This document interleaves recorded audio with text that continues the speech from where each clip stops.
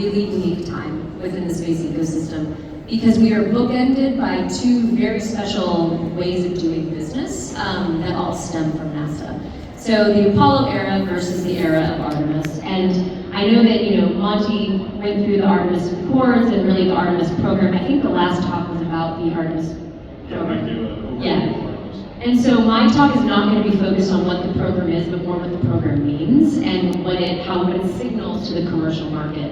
And really it's talking about the moon as a landscape and all of the other considerations around the moon beyond exploration and beyond Artemis.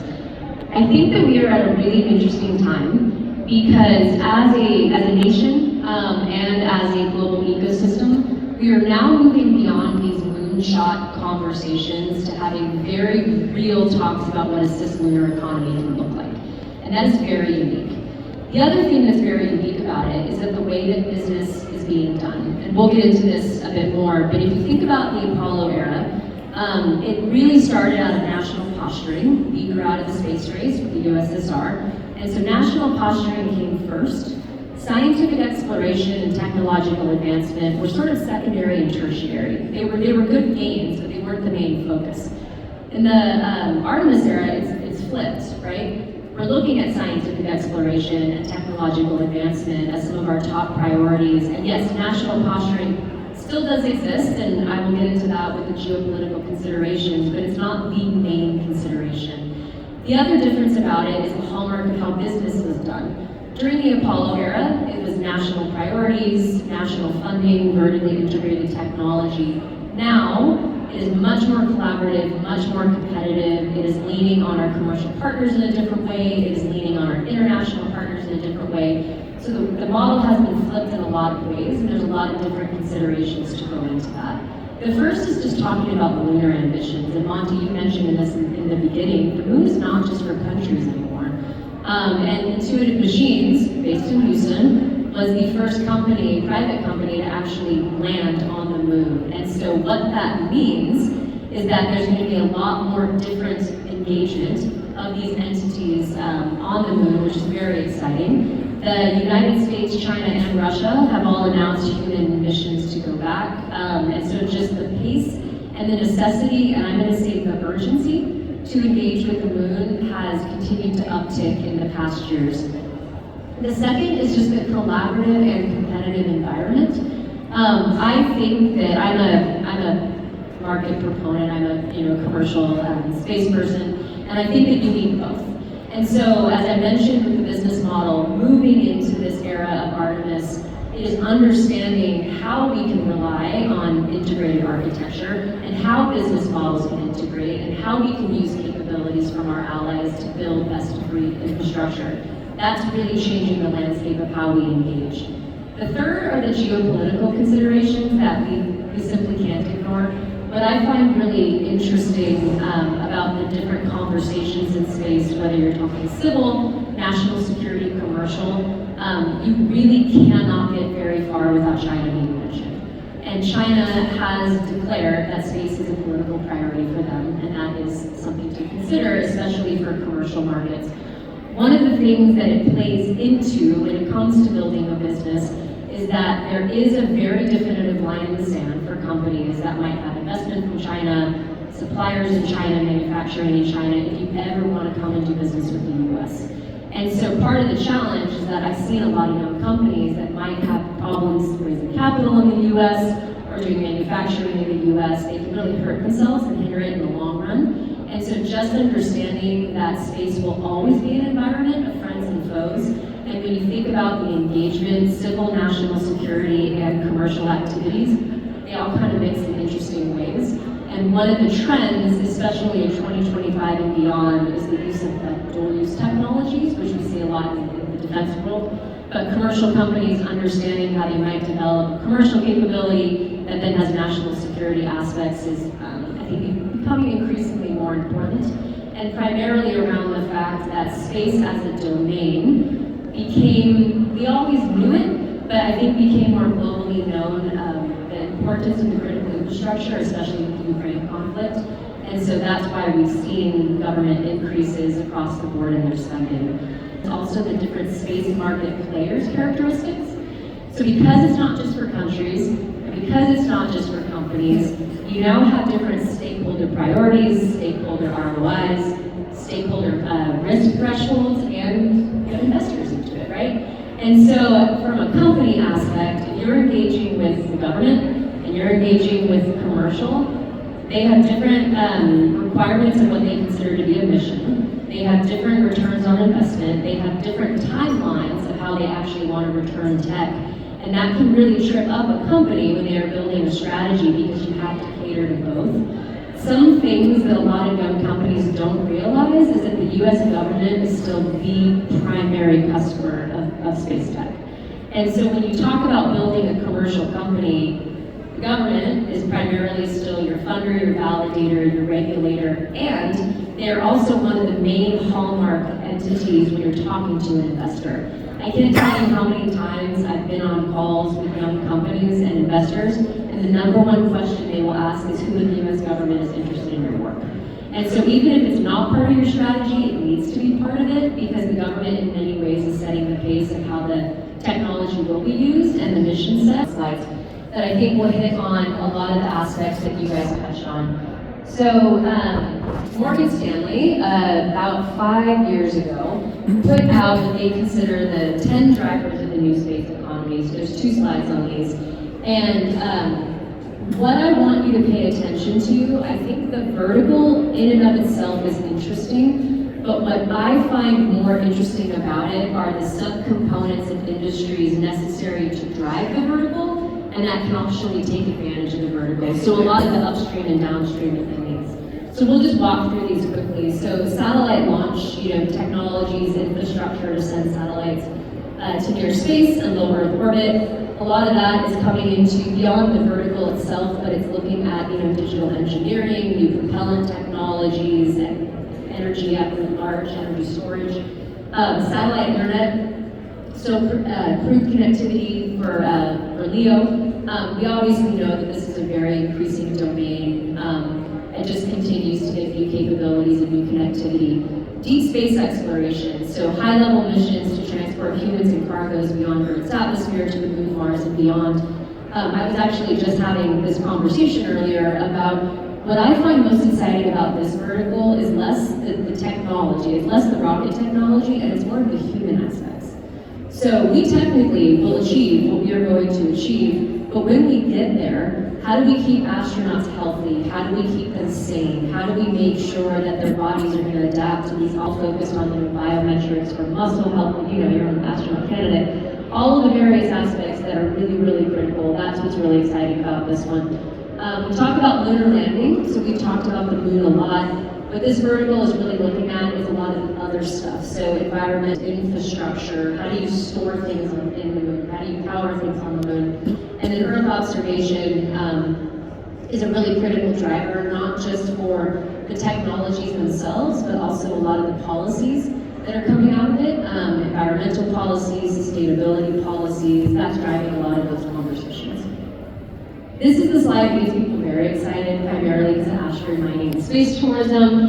And I'll walk through these quickly. I would not be doing my job correctly if I threw asteroid mining on a slide and told you there was a business model for it, because there is not yet, not in the way you would think.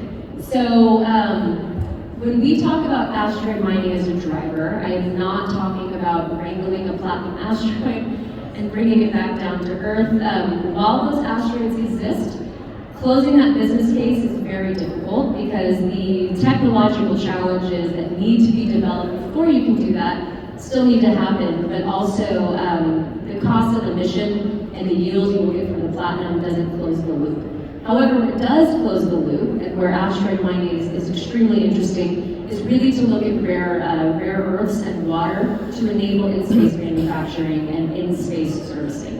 So really where this is going to come into effect is that when we fully enable that space-to-space market and are able to take Earth off the table and manufacture in space, refuel in space, replenish any sort of lunar colonies, that's really where this one is critical. For space debris, how many of you know that space is very congested and it's a tourism ecosystem around it? I mean, you think about going up, but how cool would it be to have space-themed hotels and all of the other aspects that your mind goes to when you're a space tourist. That's a lot of the stuff that's going to go into that one.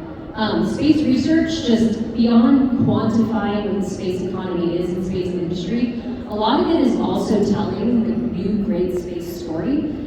You guys all showed up because you like space, you're interested in space. I can't tell you how many times a day I am asked why space matters, and this is literally what I do for a living. And so being able to get people to understand why we continue to invest in exploration, why commercial space is important, how manufacturing obviously is an underpinning of a lot of ecosystems. Really what we are talking about here as a space vertical is additive manufacturing, 4D tailored parts, being able to create metals that might have the strength of steel and the weight of aluminum. That's really where that industry is driving, and it's going to unlock a lot of new capabilities. And considerations for growth when looking at the space economy. So we'll start with macro drivers. One of the main ones that I think will be obvious to everybody is just launch cadence and access. So in 2024, there were 263 launch attempts globally, which means that we are launching globally somewhere between every 34 hours. Which if you break that down, that's mind-blowing, right? Considering where we've been. There is still a lot of work to be done to continue to make sure that these systems are reliable and reusable. I mean, really the dream is to be able to launch like you would getting on an airplane. We're not there yet, but that is the dream. What that also means is that it's going to unlock a lot of new capabilities and markets and access for people that have never had access before.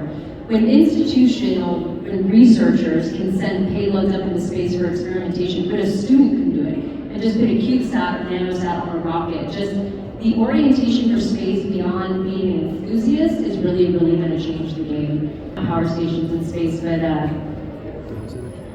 thank you, yes. In space, it's completely going to change the game. Artificial intelligence alone is just starting to scratch the surface of how it's being used. Right now, a lot of satellite companies have put it into their manufacturing process to allow them to keep up with the demand and pace of satellite proliferation, but it's going to be extremely critical when we can actually fully use it for mission planning, mission orientation. The other thing, kind of the sister to that, is digital twinning. When we are actually able to map out these environments and engage with them in extremely interesting ways that gives us full-fledged data that you might not have to be flight proven for. Just imagine what that's going to open for new mission sets and ways of engaging in space. It's very exciting. The diversity of players. So I mentioned again, I'm going to talk about this. If you look at the way that things are shifting, again, as NASA, really no longer being the main driver, space as a service is becoming a topic. It's becoming a way of doing business. The SaaS model has made its way to space.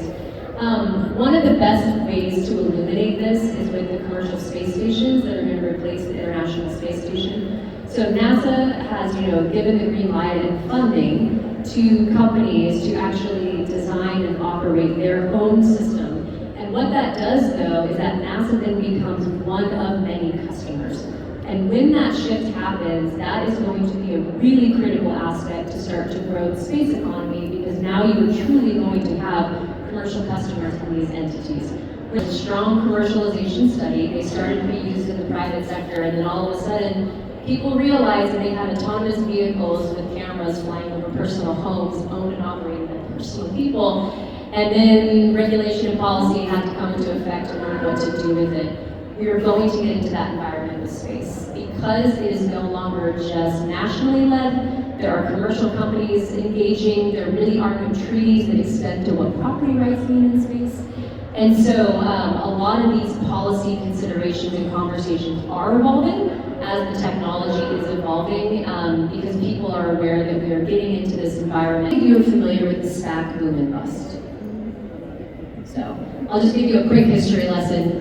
So SPACs are special purpose acquisition companies that can go public via IPO as a way to raise capital. And these became extremely popular in 2020 with space companies, primarily for a couple of reasons. In 2020, that was the first year that SpaceX flew a commercial private astronaut capsule.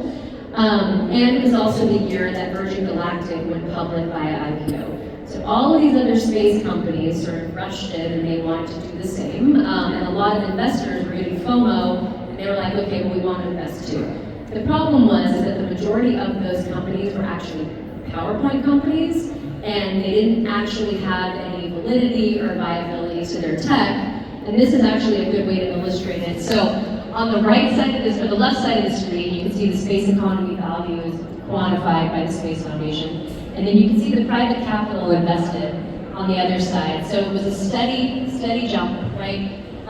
2020 and 2021, with all of these SPACs, it hit an all-time high at the time of 15.3 billion, and then you can see how much it plummeted in 2022. The problem was is that none of these companies actually panned out. We are now starting to get confidence back in the market. I'm happy to say that in 2024, there was $26 billion of private capital invested back in the ecosystem, but it's invested now more smartly. So what we are starting to see is more maturity to the companies, so less hype, more actually pragmatic business practices. And what we're also starting to see, which is starting to change, but a lot of the investors that, because of the lack of confidence in the market, started to invest in things that were more proven capabilities, so more like hardware, infrastructure, things that would give 3 to 5 year returns, which is hard because that is not going to move the space economy needle forward. And so while we need those infrastructure plays, there are plenty of really radical innovation technologies that also need the love, and we're sort of starting to see that, especially as people are realizing that space isn't the gamble that it once was.